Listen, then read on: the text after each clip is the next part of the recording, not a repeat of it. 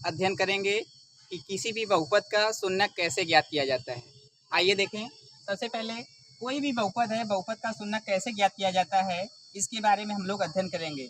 आप लोग बहुत पहले ही बचपन में ही कक्षा 8 में 9 में यह पढ़ चुके होंगे गुणनखंड कैसे किया जाता है। यह 2 घात का बहुपद है, इसका गुणनखंड कैसे किया जाए। तो सबसे पहले हम लोग क्या करेंगे, बहुपद x² + 5x - 24 के शून्यक ज्ञात करो। तो यहाँ पे 2 घात का बहुपद है, इसलिए पहले आपको यह पता होना चाहिए कि बहुपद अगर 2 घात वाला है, इस बहुपद के 2 शून्यक होंगे। अगर वह बहुपद 3 घात वाला है तो उस बहुपद के 3 शून्यक होंगे।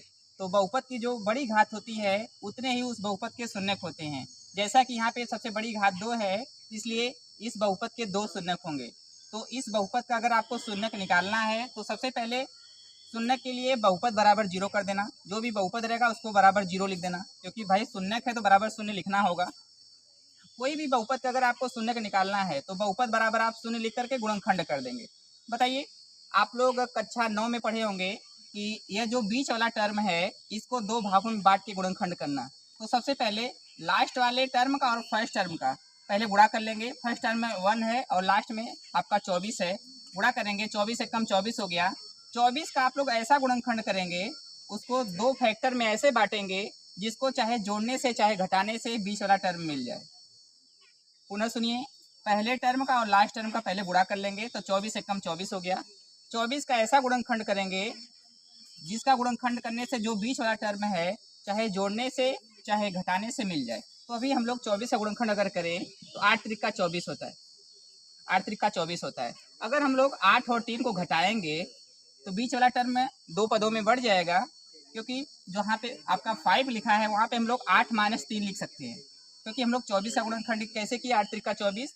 अगर बीच वाले टर्म को 2 भागों में बांटना है तो 5 के जगह पे हम लोग 8 - 3 लिख सकते हैं, क्योंकि बीच वाला जो टर्म है चाहे जोड़ के चाहे घटा के आपको लाना है, क्योंकि बीच वाले टर्म को आपको 2 पदों में बांटना है, 2 भागों में करना है। तो 5 को हम लोग 2 भागों में कैसे करेंगे, 8 - 3, क्योंकि गुणनखंड में 8 और 3 आया है तो 5 की जगह पे हम लोग 8 - 3 लिख सकते हैं।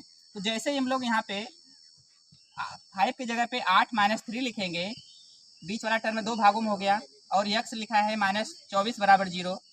चूंकि यक्स है यहाँ पे 2 टर्म है तो दोनों के साथ जाएगा, तो x² या यक्स 8 में जाएगा तो 8 यक्स और 3 में जाएगा तो -3 यक्स, -24 बराबर 0 हो गया। क्योंकि शून्यक है तो बराबर शून्य लिखा ही जाएगा। अब यहाँ पे आपके सामने 4 पद हैं, 1 2 3 4। आपके सामने 4 टर्म हैं। अब हमको कॉमन करना है तो कॉमन के लिए 2 टर्म एक साथ कॉमन होंगे, 2 टर्म एक साथ कॉमन होंगे। बताइए इन दोनों में क्या कॉमन है। जब हम लोग दोनों के बीच में कॉमन लेंगे तो यहाँ पे x अगर कॉमन करते हैं तो इस टर्म में x बचेगा और इसमें x बाहर निकल गया तो 8 बचेगा। इस वाले टर्म में दोनों में माइनस है तो पहले माइनस कॉमन करेंगे। बताइए, यहाँ पे 3 है और यह आपका 24 है।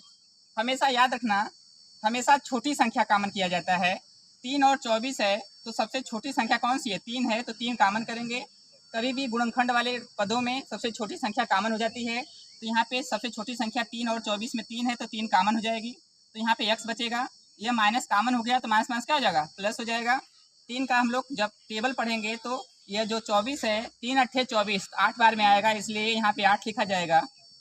क्योंकि 3 कॉमन करने से 24 में इसका भाग हो जाएगा तो 8 त्रिक का 24, 8 लिखा जाएगा। अगर आपका गुणनखंड सही है तो दोनों ब्रैकेट एक जैसे दिखेंगे। देखिए x + 8 x + 8 दोनों ब्रैकेट एक जैसे हैं, इसलिए आपका गुणनखंड सही है। तो एक बार क्या लिखेंगे, अंदर वाले टर्म एक साथ लिखे जाते हैं, एक ब्रैकेट में अंदर वाले टर्म लिखे जाते हैं और दूसरे ब्रैकेट में बाहर वाले टर्म, बाहर x - 3 है, बाहर वाले टर्म एक साथ लिखे जाते हैं बराबर 0। चूंकि आपके सामने 2 ब्रैकेट हो गए, एक वाले अंदर वाले टर्म से हो गए और दूसरा गुणनखंड बाहर वाले टर्म से हो गए। x - 3 बाहर वाला एक साथ हो गया, अंदर वाले पद एक साथ हो गए। दोनों ही आपके जो ब्रैकेट हैं बराबर 0 हैं। तो हम लोग क्या करेंगे, एक बार जब हम लोग पहला ब्रैकेट बराबर 0 करेंगे तो यह +8 अगर बराबर से उस साइड जाएगा तो -8 हो जाएगा, और यह -3 है अगर बराबर के इस साइड ले जाएंगे चिन्ह बदल के -3 क्या हो जाएगा, +3 हो जाएगा। तो अभी हम लोग सॉल्व किए, x + 8 है, जब इसको +8 को बराबर के 0 साइड भेजेंगे तो चिन्ह बदल जाएगा, +8 है तो हो जाएगा -8, इधर जाके -8 हो जाएगा, -8 हो गया।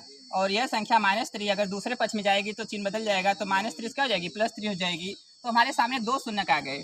तो हमारे जो शून्यक आए हैं, आपके जो शून्यक आए हैं वो आ गए x बराबर, एक शून्यक -8 आ गया तथा दूसरा शून्यक आ गया +3। तो इस सवाल के दो शून्यक हैं हमारे सामने। दो शून्यक क्या है भाई, एक -8 हो गया और दूसरा हो गया 3। मैंने पहले ही बता दिया था दो घात का बहुपद है तो इसके दो शून्यक होंगे, और हम लोग शून्यक ज्ञात करने के लिए बहुपद बराबर शून्य लिख के गुणनखंड करेंगे। गुणनखंड करते समय इतना ध्यान रखेंगे, पहले टर्म का और लास्ट टर्म का पहले गुणा कर लेंगे, तो 24 एकम 24। अब 24 किसके पहाड़ा में आता है, 8 त्रिका 24, उसको चेक करेंगे। जो गुणनखंड है 8 त्रिका 24। अब आपको बीच वाले टर्म को दो भागों में बांटना है, तो 8 त्रिका 24, अगर 8 में से 3 घटाएंगे यहाँ पे 5 हो जाएगा, तो 5 आपके दो टर्म में बट गया, एक 8 हो गया, एक -3। अब इसको अलग अलग करेंगे, अलग अलग करने के बाद कॉमन करेंगे। इस टर्म में x कामन है, इस टर्म में माइनस कामन है, प्लस छोटी संख्या हमेशा कामन होती है तो 3 कामन हो जाएगा। 3 से 24 में भाग होगा तो 8 त्रिका 24। एक बार अंदर वाले ब्रैकेट लिखे जाते हैं और जो बाहर वाले पद हैं उनको एक ब्रैकेट में लिखा जाता है। दोनों ही ब्रैकेट 0 के बराबर हैं। अब जो भी संख्या है अगर दूसरे पक्ष में जाएगी तो उसका चिन्ह बदल जाएगा, तो यह +8 है, अगर इस साइड जाएगा तो -8 हो जाएगा, और यह -3 है, इस साइड जाएगा क्या हो जाएगा, +3 हो जाएगा। तो याद रखना, किसी भी संख्या को बराबर में चाहे बाएं से दाएं भेजेंगे, चाहे दाएं पक्ष से बाएं पक्ष में भेजेंगे, उसका चिन्ह बदल जाता है। तो हम लोग इस सवाल में बहुपद x² + 5x - 24 के जो शून्यक हैं हम लोग ज्ञात किए, और हमारा उत्तर आया -8 और दूसरा आया +3। Thank you.